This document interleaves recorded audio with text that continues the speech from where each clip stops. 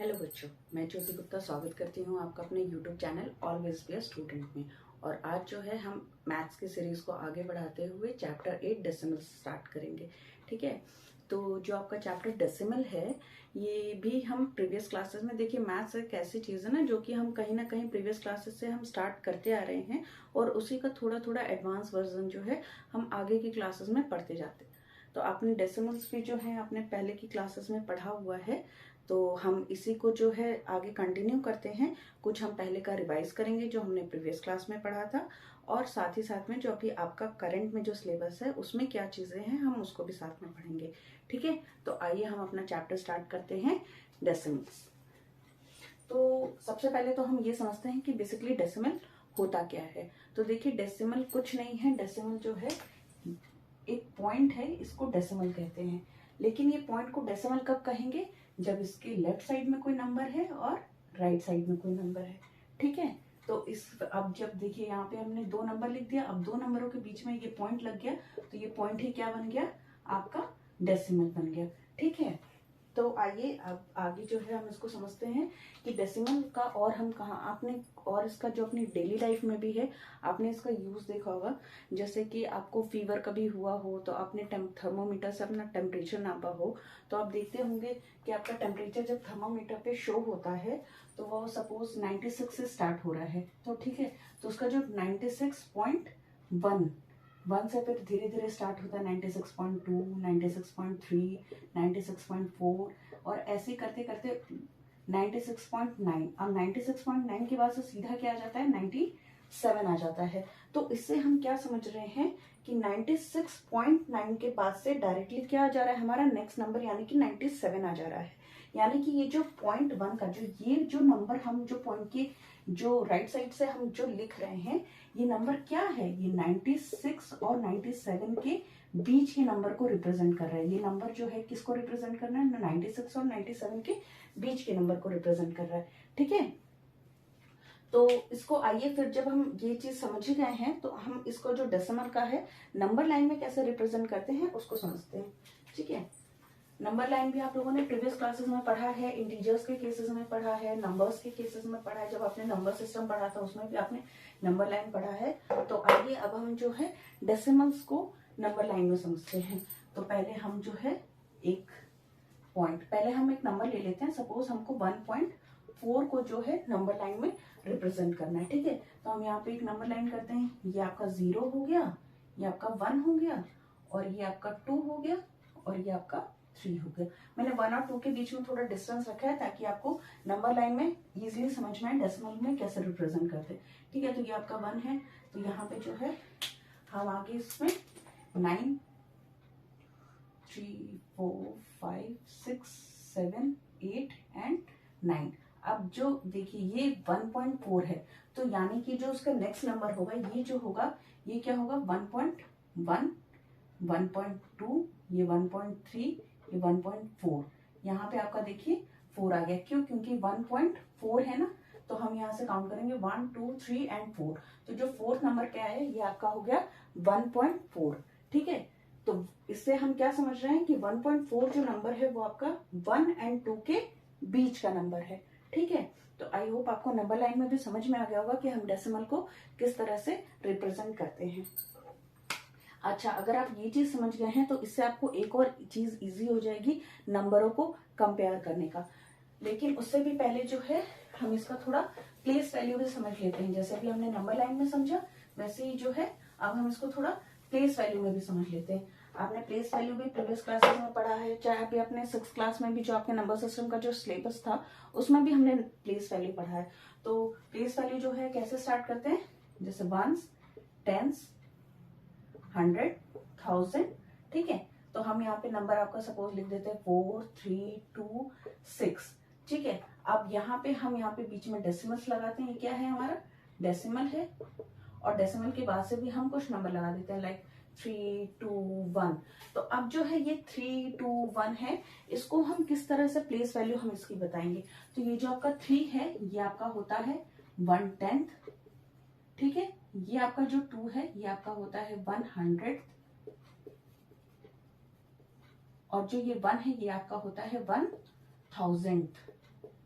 ठीक है। अब एक चीज इसमें गौर करने वाली है कि सेम यही चीजें यहाँ पर भी हैं, लेकिन एक डिफरेंस है। क्या डिफरेंस है कि यहाँ पे हमने वंस का टर्म यूज किया है, लेकिन यहाँ पे सीधा हम किससे स्टार्ट करें, 10 से स्टार्ट करें, और वो भी 10 के बाद से हमने th लगाया है, यानी कि ये 1/10 है, ये 100th है, और ये 1000th है। ठीक है, तो ये हो गया हमारा प्लेस वैल्यू। क्या हो गया ये हमारा प्लेस वैल्यू।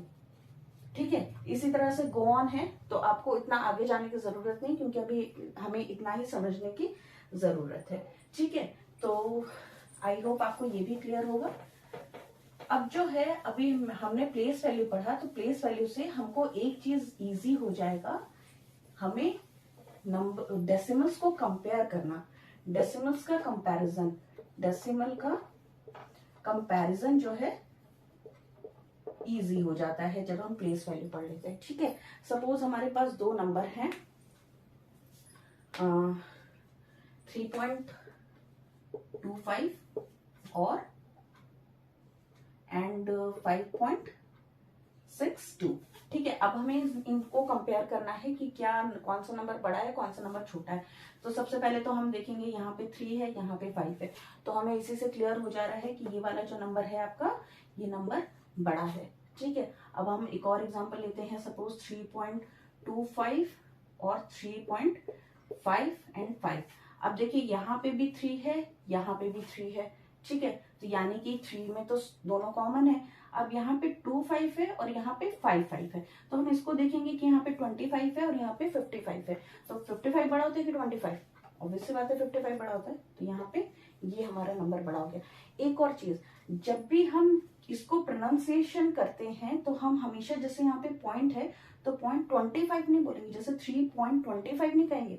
हम डेसिमल की बात से जितने भी नंबर्स होते हैं, उनको हम एक एक नंबर को हम इंडिविजुअली प्रोनाउंस करते हैं, जैसे 3.25। ठीक है, इसको हम 3.25 नहीं पढ़ेंगे, हम इसको पढ़ेंगे 3.25। ठीक है, अब एक और इसमें हम एक एग्जांपल लेते हैं कंपैरिजन में ही।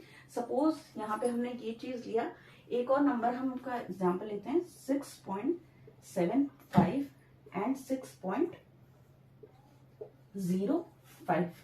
अब देखिए, यहाँ पे भी 6 है, यहाँ पे भी 6 है, यहाँ पे 7 है, यहाँ पे 0 है। अब 0 बड़ा है कि 7 बड़ा है? 0 बड़ा है कि 7 बड़ा है? 7 बड़ा है, तो यहाँ पे ये चीज हो गई। अब अगर हम इसी में पॉइंट की बात से हम 3 डिजिट्स लेते हैं, ठीक है, सपोज 8.250 एंड 8.506। ठीक है, अब यहाँ पे भी अगर हम देखें, तो यहाँ पे भी हम 3 डिजिट्स है, सपोज यहाँ पे 25 नहीं लेते हैं, और यहाँ पे हम इसको 106 कर देते हैं। ठीक है, अब यहाँ पे अगर हम इसको कंपेयर करना होगा, 8.25 है और 8.106 है, तो अब आप यहाँ पे कहेंगे कि पॉइंट के पास है, तो यहाँ पे 2 ही डिजिट है, लेकिन यहाँ पे 3 डिजिट है, तो इसका मतलब ये बड़ा होगा। गलत।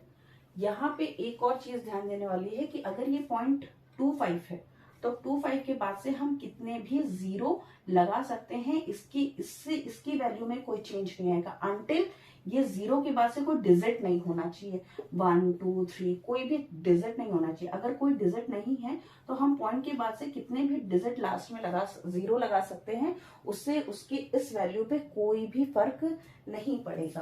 तो जैसे कि अब यहाँ पे हम एग्जांपल देख रहे हैं, यहाँ पे 25 है और यहाँ पे 106 है। ठीक है, तो हम एक अंडरस्टैंडिंग के लिए यहाँ पे हम एक 0 लगा देते हैं, इससे इसकी वैल्यू में किसी भी तरह का कोई भी चेंज नहीं आया है।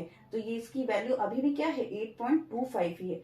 तो यहाँ पे 106 हो गया, यहाँ पे 250 हो गया, तो कौन सा बड़ा है? ये बड़ा है, तो हम इसका साइन लगा देते हैं। ठीक है, आई होप आपको डेसिमल का कंपैरिजन भी समझ में आ गया होगा।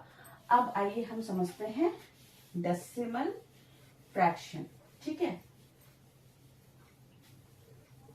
डेसिमल को हम फ्रैक्शन में किस तरह से रिप्रेजेंट करेंगे। डेसिमल फ्रैक्शन, ठीक है, ये आपका डेसिमल फ्रैक्शन हो गया। अब देखिए, यहाँ पे हम एक नंबर लेते हैं, सपोज हमने लिया 3.25, तो 3.5 इज इक्वल टू 325, और फ्रैक्शन में क्योंकि आपको पता है ये डिनोमिनेटर और न्यूमरेटर होता है तो हमने न्यूमरेटर लिख लिया 325। अब डिनोमिनेटर में हम क्या लिखेंगे, तो देखिए ये जो डेसिमल है, डेसिमल को हम 1 लिख देंगे, और डेसिमल के बाद से कितने डिजिट हैं, 2 डिजिट हैं, 1 2, तो यहाँ पे हम 2 0 लगा देंगे। ठीक है, तो 3.25 को अगर हमको फ्रैक्शन में कन्वर्ट करना होगा तो उसकी क्या वैल्यू हो जाएगी, 325 अपॉन 100। ठीक है, तो इससे हम ये भी एक चीज को समझ रहे हैं कि डेसिमल जहां पे भी लग जा रहा है हम उसको जब फ्रैक्शन में कन्वर्ट करेंगे तो वो हमेशा टेंस के ही जो है फॉर्म में होगा, मतलब इनटू 10 वाले सेंस में ही रहेगा। ठीक है, जैसे एक और हम एग्जांपल ले लेते हैं, 5.25630। ठीक है, अब यहाँ पे भी अगर हमें इसको फ्रैक्शन में कन्वर्ट करना होगा तो आपका हो जाएगा 5.25630 अपॉन 1। ये डेसिमल है, हमने डेसिमल को 1 से रिप्रेजेंट किया है, 1 2 3 4 5, 1 2 3 4 5। वैसे 0 का कोई मतलब नहीं है तो हम ये भी लिख सकते हैं। ठीक है, चलिए आई होप आपको ये भी क्लियर होगा। अब हम आते हैं आपकी एनसीईआरटी बुक में किस तरह के क्वेश्चंस हैं। ठीक है, आपके एनसीईआरटी बुक में जो, क्योंकि हमें अल्टीमेटली सॉल्व तो एनसीईआरटी करना है, तो अब तो हमने ये जो समझा पूरा ये डेसिमल्स के बेसिक्स थे, तो अब डेसिमल्स के बेसिक्स के बाद से जो है अब आपको एक्सरसाइज सॉल्व करनी होगी। तो एनसीईआरटी की बुक में किस तरह की एक्सरसाइजेस है हम उसके एग्जांपल्स लेते हैं।